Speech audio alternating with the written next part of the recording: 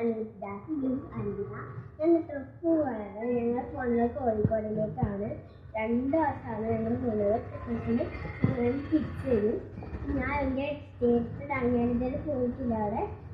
അവിടെ പോയിട്ടിട്ട് കാണാം. ഞങ്ങൾ റെയിൽവേ സ്റ്റേഷനിൽ എത്തിയിട്ടുണ്ട്. ഞങ്ങൾ ട്രെയിനിൽ വെയിറ്റ് ചെയ്യാണ്. കുറച്ച് ലേറ്റ് ആയിപ്പോയി. ഞാൻ ട്രെയിൻ എത്തിയിട്ടുണ്ട്.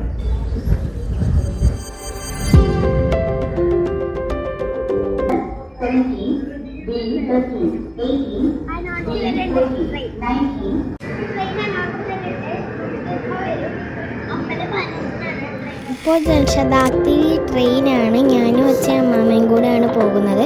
എറണാകുളം സൗത്ത് കോഴിക്കോടിലേക്കാണ്.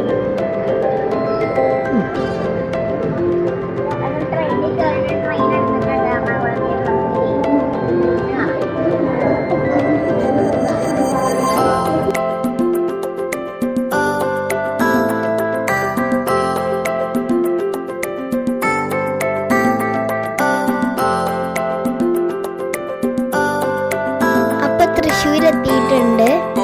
ഞാനിങ്ങനെ കാഴ്ചകളൊക്കെ കണ്ടിരിക്കുകയാണ്. നല്ല ഭംഗിയുണ്ട് കാഴ്ചകളൊക്കെ കാണാൻ.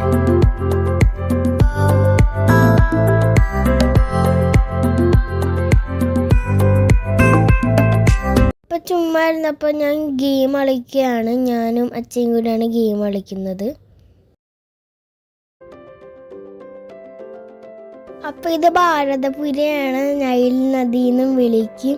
അവിടെ കുറച്ച് പേര് തുണിയൊക്കെ അലക്കുന്നുണ്ടായിരുന്നു. നല്ല ഭംഗിയുണ്ട് കാണാൻ. പ്യുവർ വാട്ടർ എന്നാണ് പറയുന്നത്. ശരിക്കും പറഞ്ഞാൽ ഇതൊരു വലിയ പുഴയാണ്. നല്ല വീതിയുള്ള പുഴയായിരുന്നു. ഇത് വറ്റി ഇപ്പോൾ ഇത്രയായിട്ടുണ്ട്. അവിടെ എന്തൊക്കെയോ പണികൾ നടക്കുന്നുണ്ട്, എന്തൊക്കെയോ കൺസ്ട്രക്ഷൻ വർക്കുകൾ നടക്കുന്നുണ്ട്. അപ്പോൾ ഞങ്ങളതൊക്കെ കണ്ടിരുന്നു. അങ്ങനെ ഇപ്പം കോഴിക്കോട് എത്തിയിരിക്കുകയാണ് ഗായ്സ്.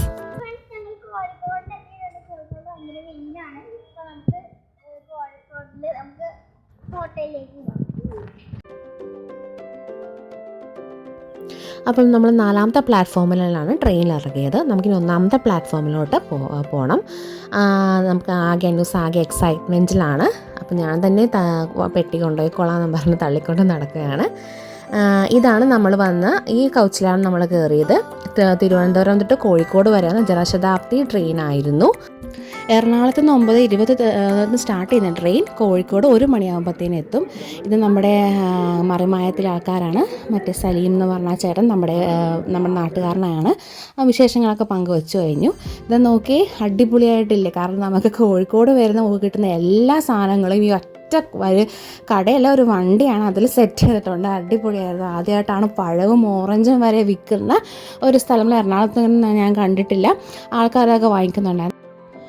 ഞങ്ങൾക്ക് ഇനി 1ാമത്തെ പ്ലാറ്റ്ഫോമിലോട്ടാണ് പോകേണ്ടത്. അതിനുവേണ്ടി ഞങ്ങൾ എസ്കലേറ്ററിൽ കയറി.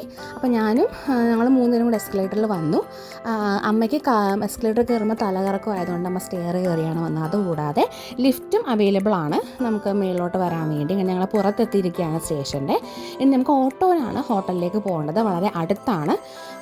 അപ്പോൾ ഞങ്ങൾ ഓട്ടോൻ്റെ പ്രീപെയ്ഡ് ഓട്ടോ അങ്ങോട്ട് ഞങ്ങൾ പോവുകയാണ്.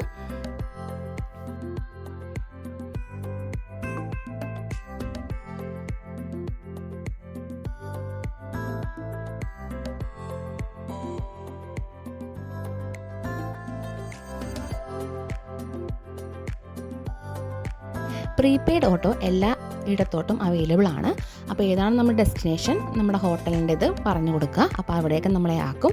അതിനകത്ത് നമ്മൾ എത്രയാണോ റേറ്റ് എന്നുള്ളതിൻ്റെ ആദ്യമേ നമുക്ക് എഴുതാം. 35 രൂപയാണ് ആയത്. അങ്ങനെ ഇത് ഇവിടെ മെട്രോ ടവർ എന്ന് പറഞ്ഞ ഹോട്ടലാണ് നമ്മൾ ആദ്യം പോയത്. ഓട്ടോ ചേട്ടന് മാറിപ്പോയതാണ് ആക്ച്വലി. ഇതെല്ലാവരും നമ്മൾ ബുക്ക് ചെയ്ത ഹോട്ടൽ. തൊട്ടടുത്തുള്ള മെട്രോ എംപയേഴ്സ് എന്ന് പറഞ്ഞ ഈ ഹോട്ടലാണ് ഞങ്ങൾ സ്റ്റേ ചെയ്തത്. അത്യാവശ്യം ഇതുള്ള ക്വാളിറ്റിയുള്ള ഹോട്ടലായിരുന്നു. അടിപൊളി റൂംസൊക്കെ ആയിരുന്നു. അതൊക്കെ ഞങ്ങൾക്ക് വഴിയെ കാണിച്ചു തരാം. പ്ലാൻസൊക്കെ സെറ്റ് ചെയ്തിട്ടുള്ള കോർട്ട്യാർഡുണ്ടായിരുന്നു. അപ്പോൾ അന്നൂസ് ആദ്യം ഞങ്ങൾക്ക് വന്നത് ഞങ്ങൾ എങ്ങനെയാണ് വന്നതെന്നുള്ളതൊക്കെ എനിക്ക് എക്സ്പ്ലെയിൻ ചെയ്ത് തരികയാണ്. അപ്പോൾ നമുക്ക് അകത്തോട്ടൊന്ന് പോയി അവിടുത്തെ വിശേഷങ്ങളൊക്കെ കാണാം.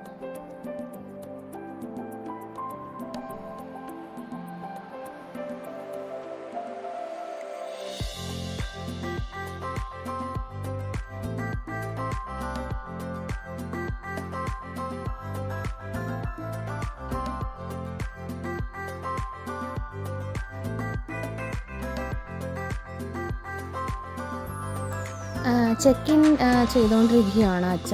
അപ്പം അന്നു അവിടെ പോയി നോക്കി നിൽക്കുകയാണ് എന്തൊക്കെയാണെന്നുള്ളത്. ഇവിടെ മനോഹരമായിട്ടുള്ള ഒരു ലോഞ്ച് ഏരിയ ഉണ്ട്, കളർഫുള്ളായിട്ടില്ലേ, എല്ലാ കളേഴ്സും ഉണ്ട്. അപ്പം ഇവിടെ ഒരു മാപ്പൊക്കെ ഉണ്ട്, അതായത് വേൾഡിൻ്റെ മാപ്പിൻ്റെ ഒരു ഇതും അടിപൊളിയായിട്ടും ലോഞ്ചും. ഇതാണ് ഒരു കളർഫുള്ളായിട്ടുള്ള ലോഞ്ച് അവിടെ ഉണ്ടായിരുന്നത്.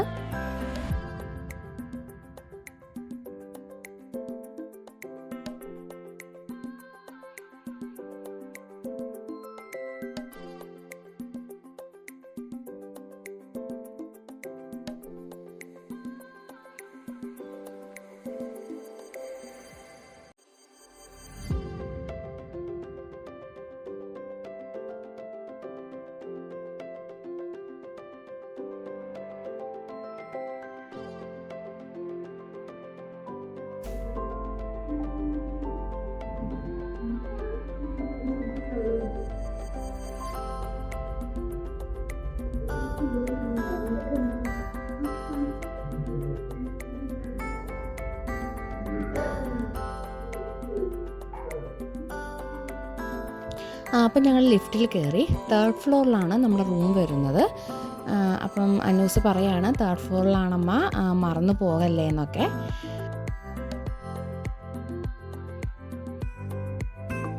ഇതായിരുന്നു നമ്മുടെ റൂം. അപ്പോൾ അന്നൂസ് എന്നെ വെൽക്കം ചെയ്യാണ്, വാ റൂമൊക്കെ കാണുക എന്നുള്ളത്. അത്യാവശ്യം അടിപൊളി റൂമായിരുന്നു. ബാത്റൂമൊക്കെ നീറ്റായിരുന്നു, നല്ല ഫ്രഷ് ആയിട്ടുള്ളതായിരുന്നു. അപ്പം നമുക്ക് ഒരു ദിവസം നിൽക്കാൻ വേണ്ടിയുള്ള റൂം നമ്മൾ ബുക്ക് ചെയ്തതാണ്. ഒരു ദിവസത്തെ ട്രിപ്പ്, 2 ദിവസത്തെ ട്രിപ്പ് ആയതുകൊണ്ട്. അപ്പം അങ്ങനെ ഫ്രണ്ടിലെന്ന് വെച്ചാൽ പ്രത്യേകിച്ച് ബിൽഡിങ്ങും കാര്യങ്ങളൊക്കെ ആയിരുന്നു. ഇതൊന്നുമില്ല, ജസ്റ്റ് പുറത്തൊക്കെ ഒന്ന് നോക്കി അന്വേഷിച്ച് വന്നിട്ട്.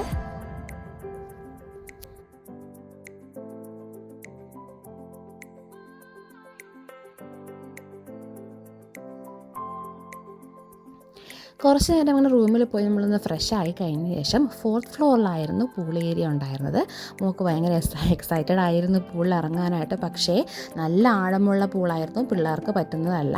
അപ്പോൾ അതുകൊണ്ട് കാറിട്ട് ചുമ്മാ അടിച്ചടിച്ച് കുറച്ച് നേരം വെള്ളത്തിലേക്ക് ഇങ്ങനെ കളിച്ചു. അതിന് ഞാൻ പറഞ്ഞു കുഴപ്പമില്ല, അങ്ങനത്തെ ആളുകൾ, പക്ഷേ ഇറങ്ങാൻ പറ്റത്തില്ല. അപ്പോൾ അവിടെ ഷവർ ഏരിയ ഉണ്ടായിരുന്നു. അപ്പം പൂളിൽ ഇറങ്ങാൻ പറ്റാത്ത വിഷമം, അങ്ങനെ ഷവർ ഏരിയയിൽ കളിച്ച് അവൾ ഹാപ്പിയായി. അപ്പോൾ ഈ വീഡിയോയിൽ ഇത്രയും വിശേഷങ്ങളാണുള്ളത്. ഇതിൻ്റെ ബാക്കി ഞങ്ങൾ എവിടേക്കാണ് പോയെന്നുള്ള അടുത്ത വീഡിയോയിൽ കാണാം. അപ്പോൾ നിങ്ങൾക്ക് ഈ വീഡിയോ ഇഷ്ടമായെങ്കിൽ like, share, subscribe. Thank you for watching.